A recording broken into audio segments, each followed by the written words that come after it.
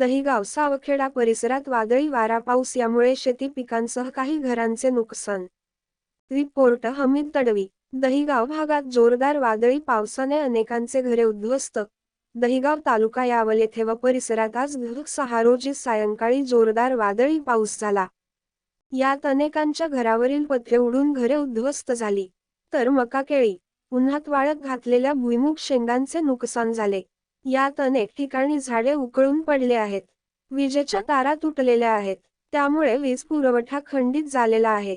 दहिगाव येथील पत्रकार जीवन चौधरी यांचे घरातील नुकसान झाले आहे. घरावरील पत्र उडाल्याने अनेकांचे संसार उद्ध्वस्त झाले, तरी पंचनामा करून आर्थिक मदत मिळावी, अशी मागणी परिसरातून होत आहे.